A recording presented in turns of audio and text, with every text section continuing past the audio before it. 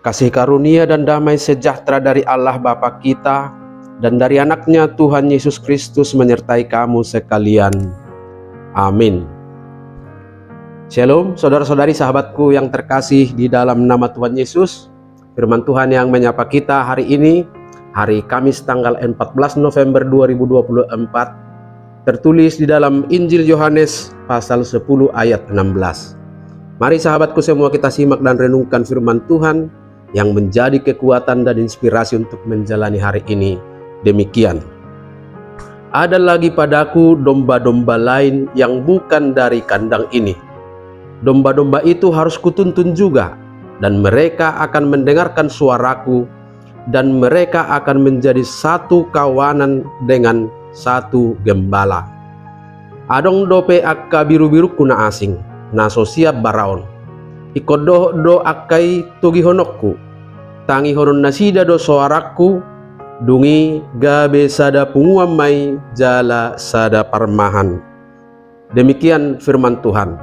Saudara-saudari sahabatku di dalam nama Tuhan Yesus, apa yang disampaikan oleh Tuhan Yesus lewat nas ini menjadi sebuah penegasan tentang rencana keselamatan dan penyelamatan secara universal oleh Tuhan kita. Dalam konteks keyahudian, kalimat domba-domba lain yang bukan dari kandang ini merujuk pada orang-orang non-Yahudi atau bangsa-bangsa lain di luar Israel. Inilah gambaran misi penyelamatan Kristus yang adalah untuk semua orang, bukan hanya untuk satu kelompok etnis atau satu budaya, bukan hanya untuk satu golongan tertentu, agama tertentu, apalagi gereja tertentu. Misi keselamatan itu direncanakan untuk semua. Ini berarti bahwa keselamatan semua orang ada dalam rencana Tuhan, dan itu akan diberikannya baik kepada orang Yahudi maupun non-Yahudi. Dengan satu syarat, siapapun itu harus percaya dan menerima Yesus sebagai gembala mereka. Penegasan tentang hal ini dituliskan dalam nas ini, di mana Yesus berkata, domba-domba itu harus kutuntun juga, dan mereka akan mendengar suaraku, dan mereka akan menjadi satu kawanan dengan satu gembala.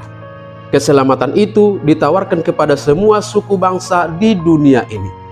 Tetapi yang akan diselamatkan hanya mereka yang mau mendengar suara Yesus sebagai pengakuan bahwa Yesus Kristus adalah gembala yang membawa semua kaum menuju keselamatan kekal. Sahabatku, dengan demikian kita diajarkan bahwa yang pertama, dalam misi penyelamatan Kristus tidak ada eksklusivisme keselamatan. Siapapun dari kita tidak ada yang diistimewakan, semua akan diselamatkan.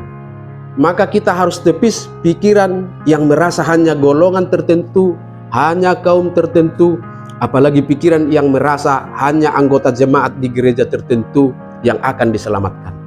Yang kedua, lewat nas kita hari ini kita diajak untuk lebih peka terhadap suara Tuhan dalam kehidupan kita, supaya kita semakin bertumbuh di dalam iman. Sebab dengan iman itulah kita akan dibenarkan untuk menerima keselamatan. Peka terhadap suara Tuhan dapat kita lakukan dengan membaca firman, merenungkannya, dan juga lewat persekutuan-persekutuan ibadah dan lewat doa-doa kita. Terlebih lewat tindakan kasih kita sehari-hari dengan memberikan perhatian dan kepedulian kepada sesama. Dengan tetap setia melakukan aktivitas ajaran agama itu, maka kita akan beroleh kasih karunia, dimasukkan dalam satu kandang keselamatan, satu kawanan dengan satu gembala, yaitu Yesus Kristus. Dan inilah juga yang menjadi penegasan bahwa melalui iman kepada Yesus Kristus, setiap orang yang percaya akan diselamatkan.